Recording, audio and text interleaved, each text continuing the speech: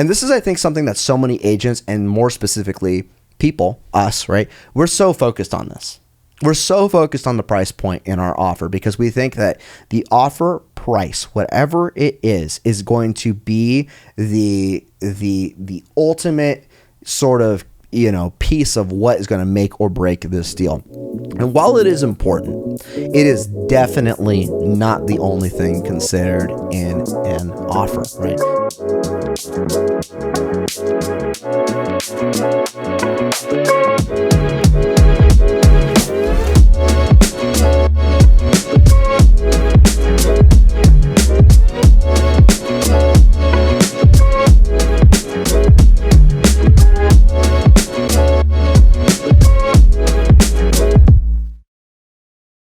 Hey everybody, welcome back. Episode 4 of the Crosby Show Home podcast. I am Garrett Crosby, an investor turned real estate agent, and I am joined once again by the very talented, very handsome, stunningly beautiful Kevin Yax, lender extraordinaire, also a good friend, and we are here to just talk real estate, talking about everything from, the basics of real estate to investing in real estate, and so far I've been really excited about these episodes we've done, Kevin. I feel like we're touching a little bit of everything from a surface level.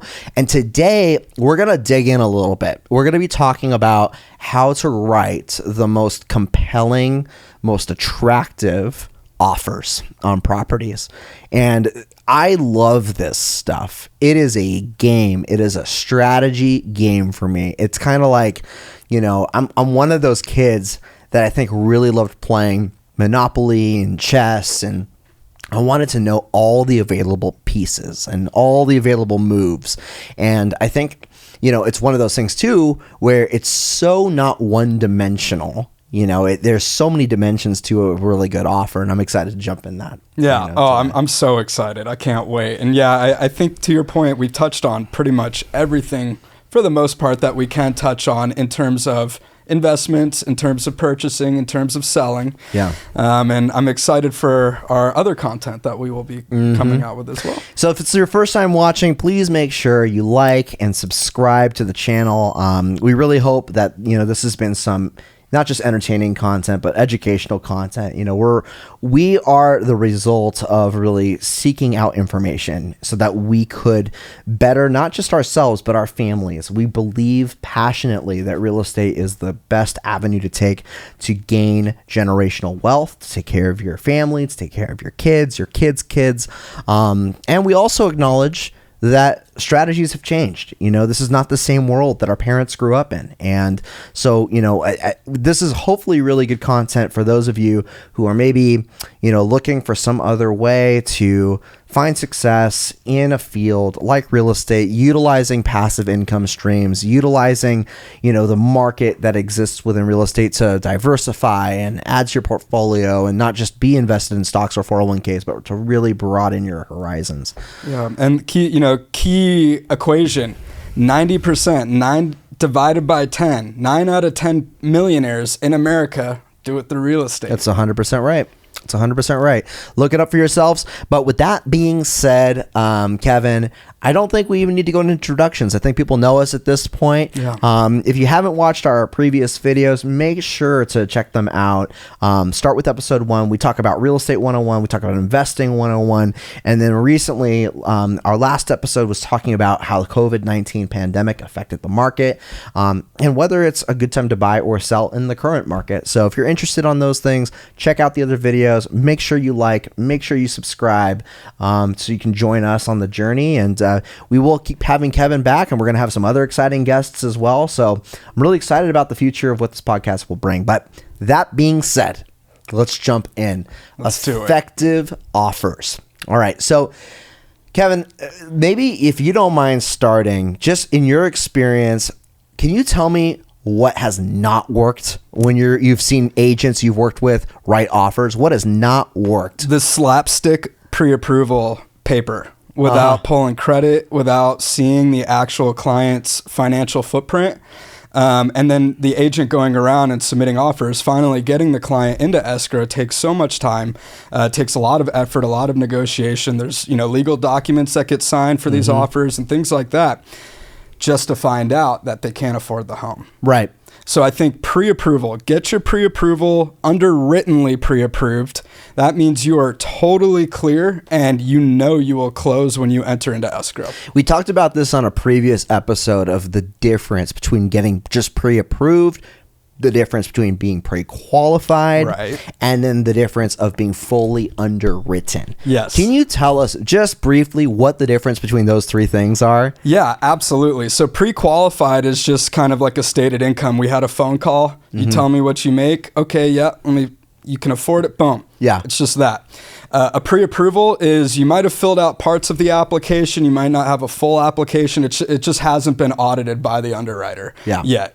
And that is so key because the underwriter has their own license. They put their license on the line. When they approve a loan for an underwritten pre-approval, they're putting their license on the line saying that I have cleared everything they can to the lending laws afford this property. And that's, those are the three things. Yeah. I will say, just from the agent's perspective, the fully underwritten proof of being fully underwritten is such a critical piece to have in the steps of your offer process, because number one, and I guess like this is coming from like a practical standpoint, if I know I'm going to go start looking at properties, right? Like I'm going this weekend. It's meant to be exciting. It's meant to be fun. Yeah. You don't want to be stressed out and run into a situation where, you walk into a property and you see it and you fall in love with it, but now nothing's done. Like nothing is done. You haven't got a pre-qualification, you haven't got a pre-approval, or you haven't gotten your fully underwritten. Because if that's the case, and I know for you, Kevin, you're awesome and you've hooked me up so many times when I've had to call and just say, hey man, like I know it's 9 p.m. at night. I've got a buyer. They fell in love with this home. Can you quickly help me out? Get the pre-qualification letter at least, to me. You've jumped on the phone with the client. You've taken care of him. And by the way, one of the other pieces in this is going to be about the lender-agent relationship. It's so important. So important. But besides you being an anomaly, right? Most 9 out of 10 buyers where they walk into a house, they love it. If they haven't gone through these steps, there's very, very low chance that they're going to be able to even get their offer looked at, right, let alone accepted. Right. It's just not going to exist for them. Yeah. And the listing agent doesn't want to see a slapstick pre-approval or pre-qual. They want to see that underwritten pre-approval, right? I mean, to me, it absolutely speaks volumes, because now I know that money is there. Even better if you were to waive the loan contingency. And that's typically what we do with that underwritten pre-approval. And that's when I go, I'll jump on the phone.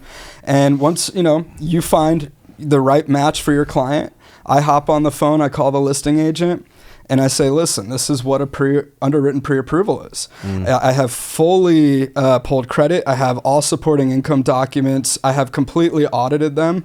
I've sent it off to the auditor, and they've stamped the approval. In essence, what this is, listing agent, is an all-cash offer.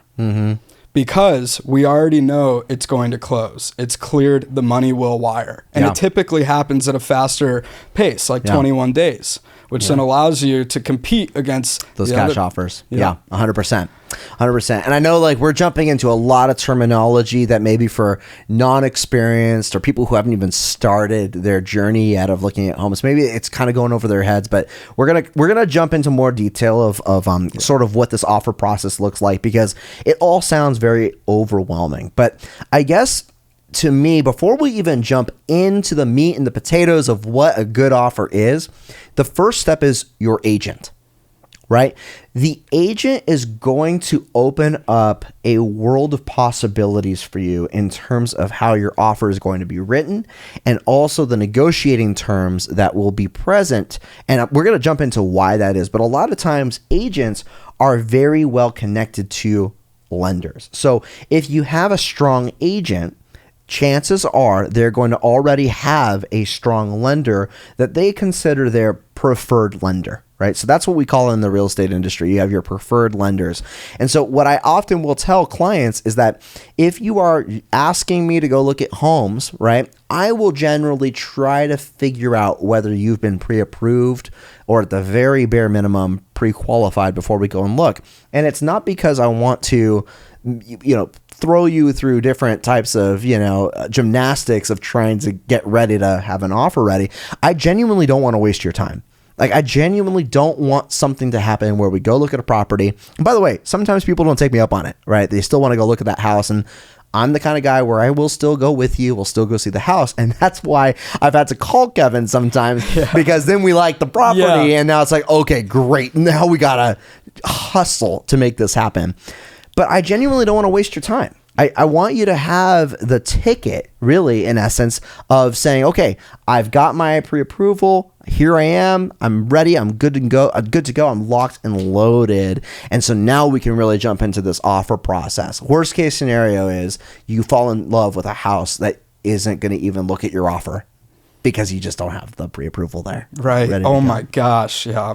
Or let's say you submit the offer and somebody already has been underwritten pre-approved. You haven't. Listing agents a little bit more savvy. They know you might have conditions. So when you do an loan application, chances are there's going to be additional documentation that we need to follow up to be able to make sure that you're fully good, ready to go, and you're qualified. Yeah. So that part takes time, and that's a part that people don't really understand or equate in the process. Right. And you need to know it takes, these are tough documents. Sometimes it takes a week for you to be able to gather them as the consumer.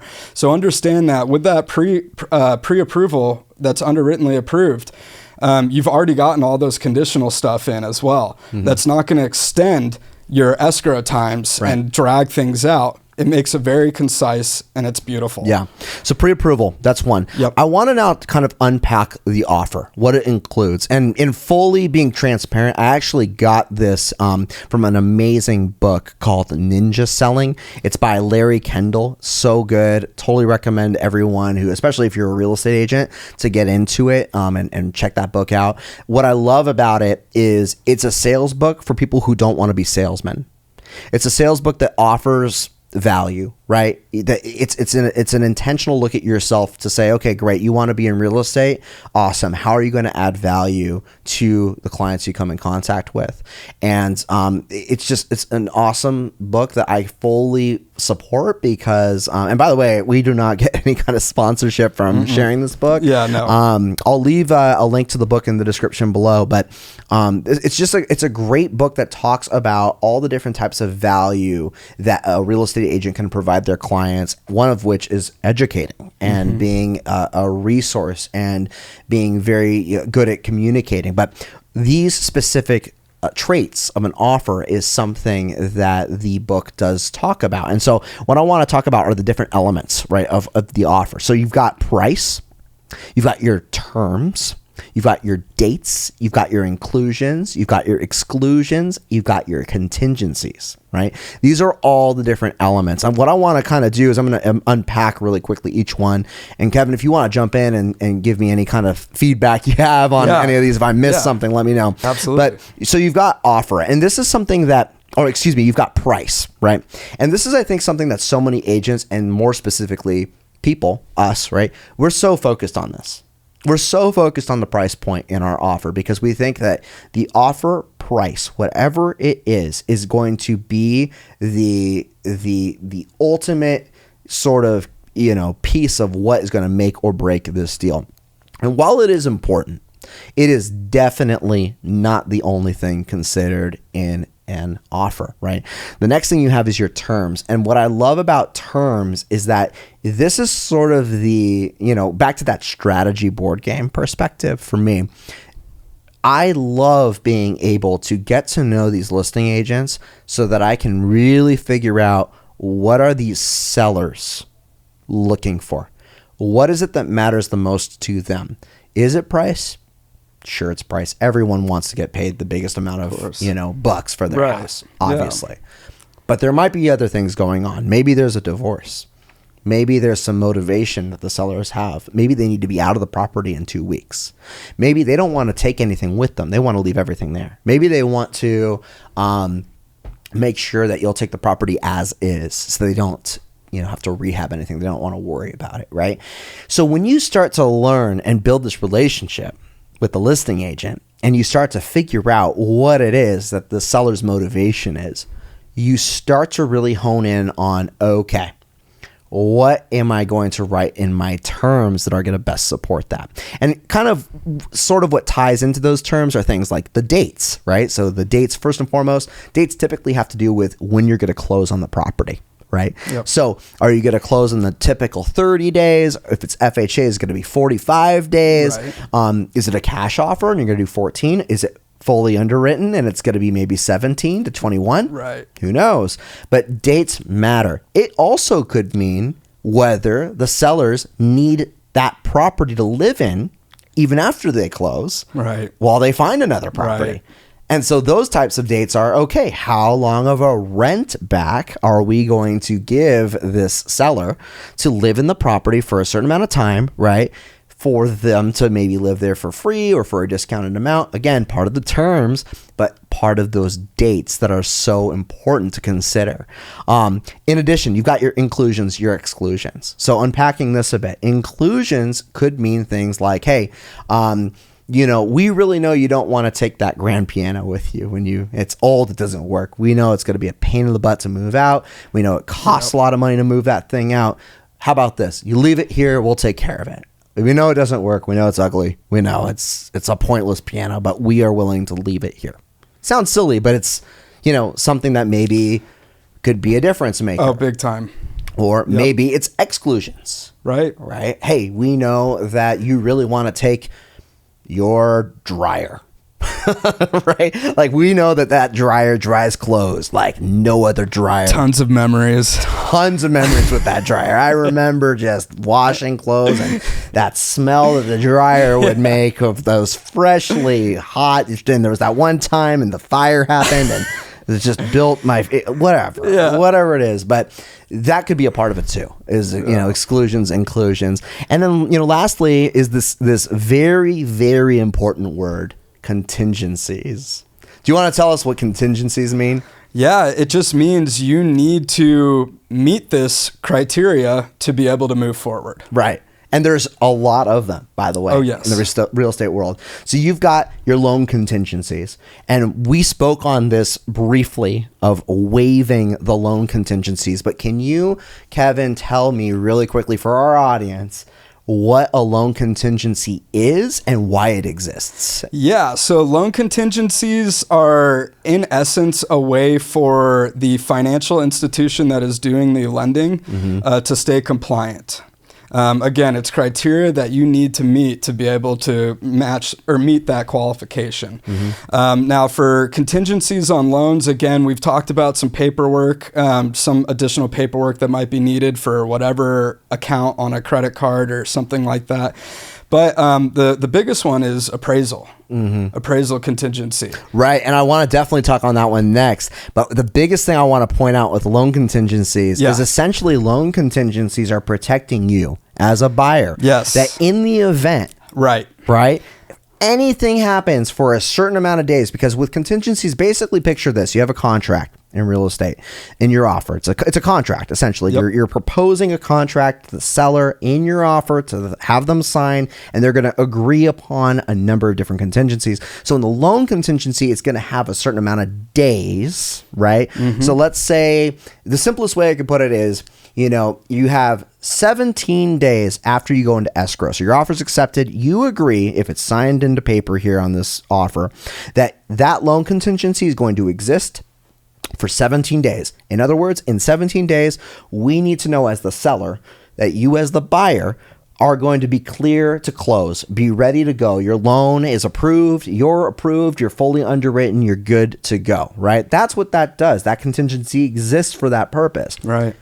If you waive that contingency, and let's say something happens, right? The loan doesn't go through. You waive it completely, and your lender calls and says, I'm so sorry, I didn't realize you had that student debt. I'm so sorry, I didn't realize you have that car loan. I'm so sorry, we cannot underwrite you, right? You're now liable for losing your due diligence, or your, at least here in California, you're losing your earnest money.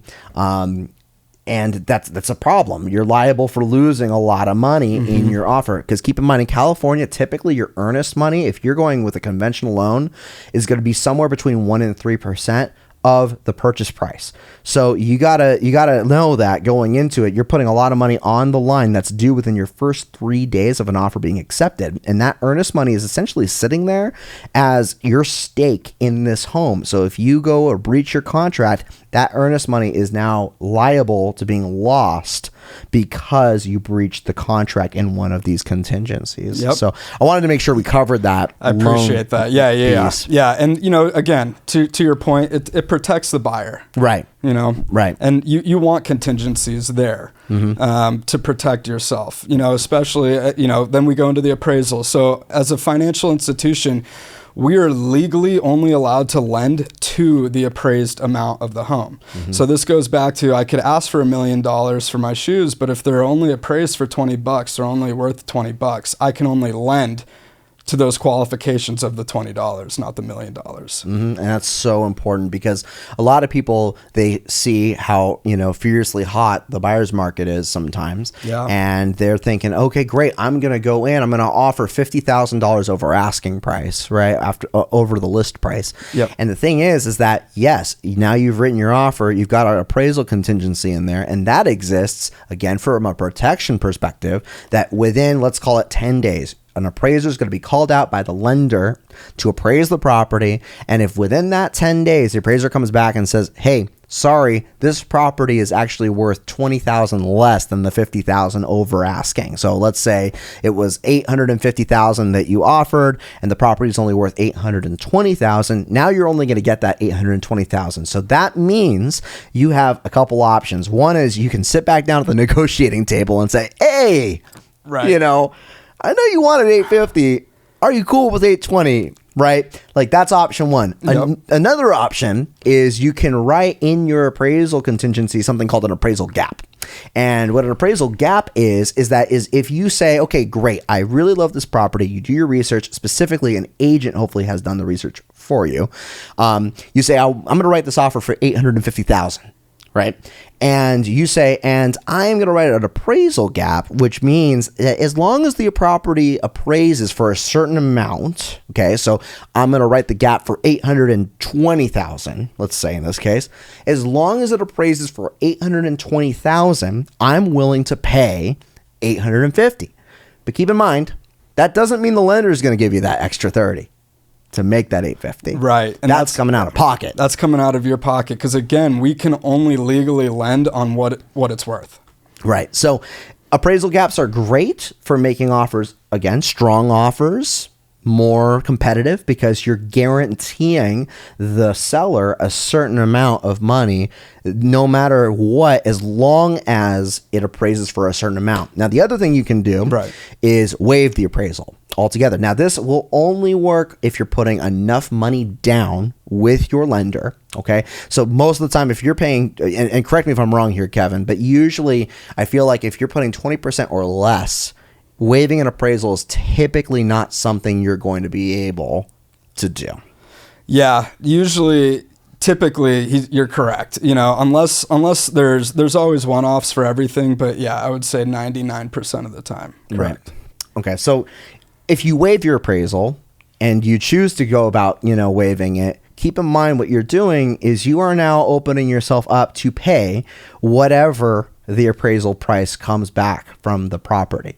So you offered $850,000, that thing appraises for $820. No matter what, you are now legally in a contract saying you are agreeing to pay that purchase price of $850,000, right? So just keep that in mind. It's not as protective as an appraisal gap where it has to at least appraise for $820 and then you'll pay $850. This is saying I'm paying $850 no matter what. Could appraise for $1 and I'm going to pay $850,000. So that's the risk in appraisal contingencies. But again, those appraisal contingencies are there to protect you, to make sure that you have that confidence of knowing, hey, worst case scenario, if this thing appraises less than what I offered, I can always go back to the negotiating table and say, hey, listen, you know the drill. My lender will only give me this amount. Are we still good? Yeah. That's well said.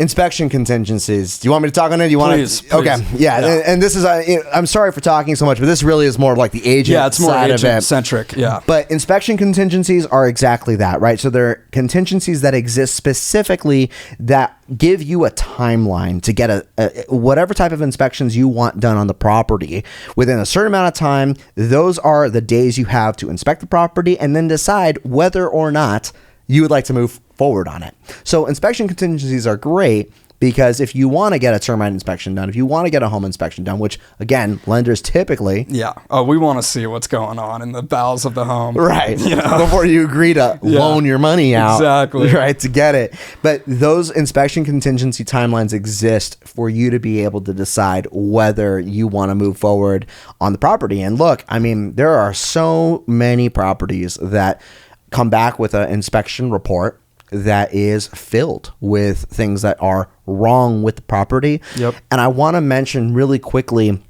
especially for those people who are in this process right now and looking and they're concerned, keep in mind that home inspectors are liable for what they find in the property. So a lot of times home inspection reports will come back and say there are so many things that require or are suggested to be looked into, right? And the thing is that a lot of people will panic because they'll see a whole pages of stuff like, oh my God, the whole house is gonna blow up. Yeah. I'm gonna move in and it's gonna fall apart tomorrow. And so keep in mind, I always tell buyers this, you're really wanting to look for the big ticket items, right? So is your HVAC system working? Right. Is your roof functional? When was it built? Right. Are you going to be having this capital expense soon or down the line? What's that plumbing look like? Right. What's the plumbing look like? Yeah. What's the foundation look like? Yeah. The big ticket items are the things you want to, look at. And the question came up the other day, actually, on, Garrett, actually, I'm curious, Kevin, what would be a deal breaker for you if you were buying a home? Because I think my answer is going to shock you. I guess, realistically, any kind of foundational termite, any big ticket items. Yeah. I'll look to see if there's opportunity to get the money back on an investment. Yeah.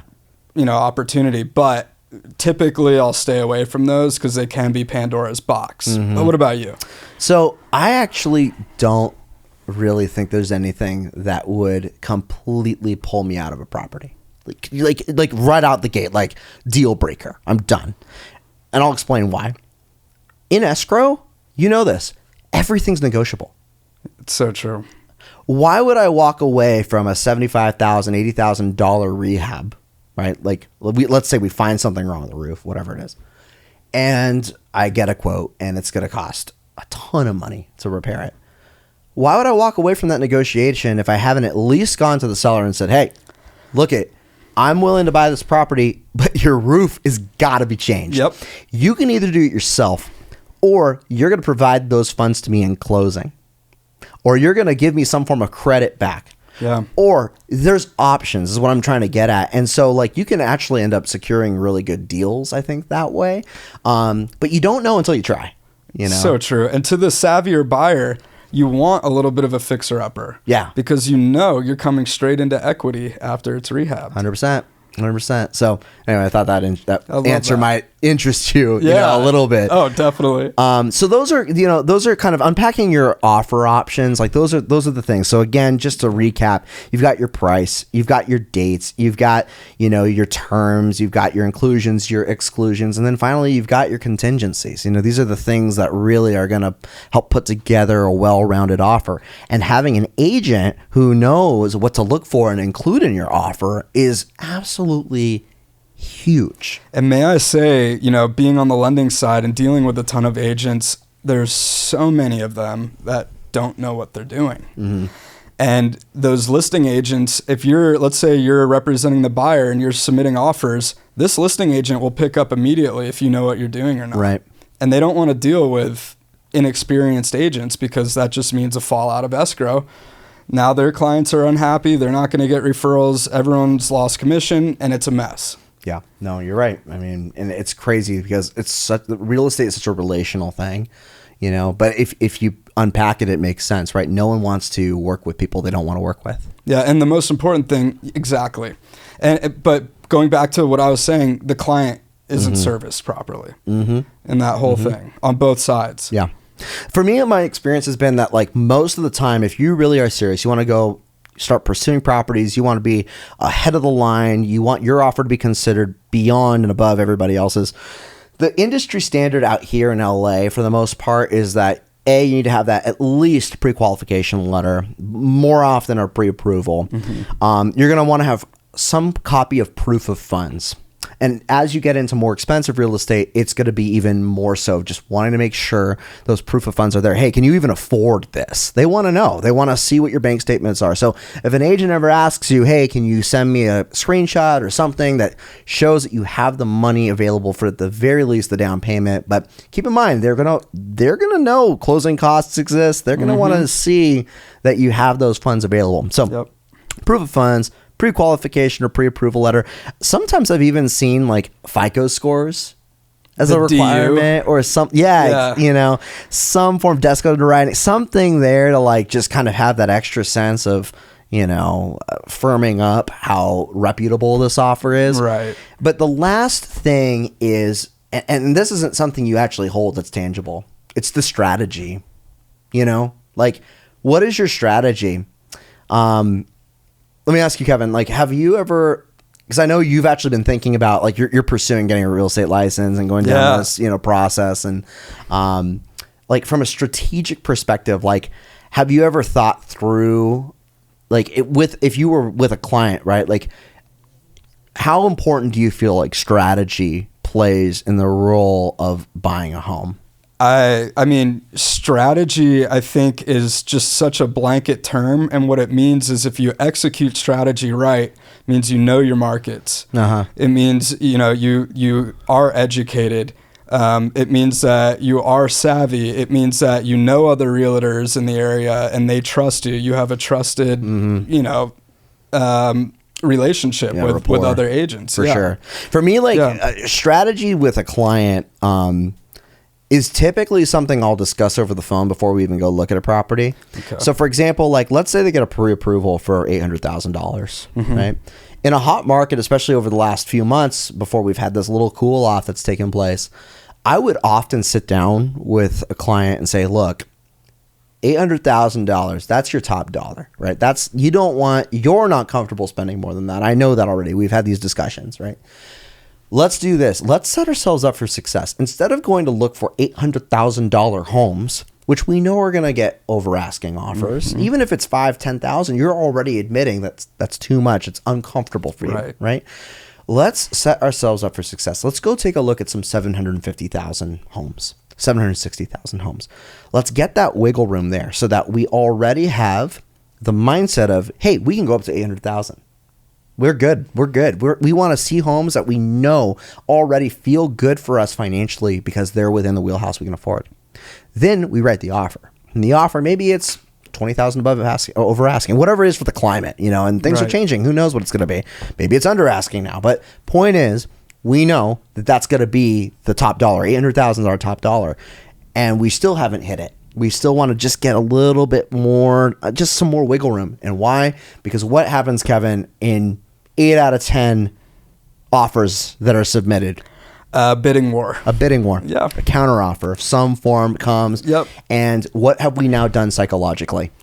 Well, I guess it depends on the person, but a lot of people kind of shell up a little bit. They shell up. But guess what? If you're a client and you know your strategy, and now we've put the our offer was for $770,000. Now you have that mindset of saying, hey, I know I was comfortable up to 800,000. So we're good.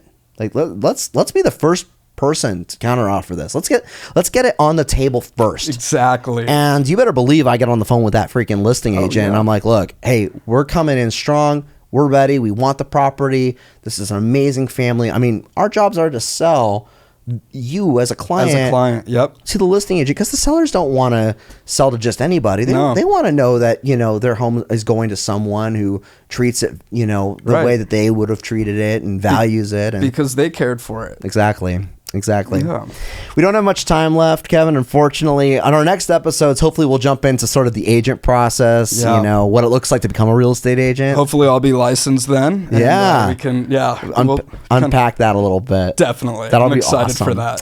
I'm trying to see if there's anything else here before we jump into rapid fire, right? Ooh, that's my favorite. So good. So good. I think the last thing I would just mention about writing compelling offers is, again, you kind of see it already organically, but that agent-lender relationship is really important. It's really important to be able to know as an agent you can get on the phone at any point of the day and call your lender and get a quick answer. Mm-hmm. That's the last thing I'll say on that. Yeah, and then to that point, that's when I call, and I'll call the listing agent, and I'll sell the client as well, as you have already been doing with the listing agent as well, and chances are you already have a relationship with the listing agent. Yep. And it's a cohesive, beautiful experience. Mm-hmm. You know, home purchasing or home selling doesn't have to be ugly. That's it can right. be beautiful. That's right.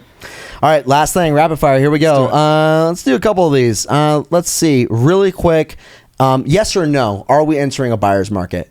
Yes. I agree with you. Absolutely. I think so too. Yeah. We're already seeing it. Yeah, until the rates pull back. That's right. 2023. That's right. Then we've got that seller's market. And hopefully you have purchased before those rates pull back so you can ride that equity wave when all the bidding wars come in. That's right. Date the rate, marry the house. Amen. 100%. Last one. What is the best sitcom that has ever aired on television? Oh, man. It's really, really hard. But I'd have to say All in the Family. Okay. Yeah, I'm old school. Yeah. Little Archie Bunker action. How Nice. about you? 100% I will fight someone. The Office. Oh man, I kind of want to change my answer. Yeah, it's so to good. The Office, right? And maybe Fresh Prince of Bel-Air. That's pretty good too. There's just nothing about Michael Scott is literally a legend. He's the best. You know? Yeah, it's so true. Actually, one of my favorite episodes is the real estate episode too. Remember when he Yes. he buys the condo and then it was just I forget exactly what happened, but the condo's in terrible shape. He signs the papers anyway. He dates the agent who sells the condo. Yep. And then fast forward a few episodes, he ends up selling the condo on eBay. Yes. You remember that? He's like, it was great. It was gone in 2 hours. Huge loss. Yeah. It was only I sold it for 120,000 less. Yeah.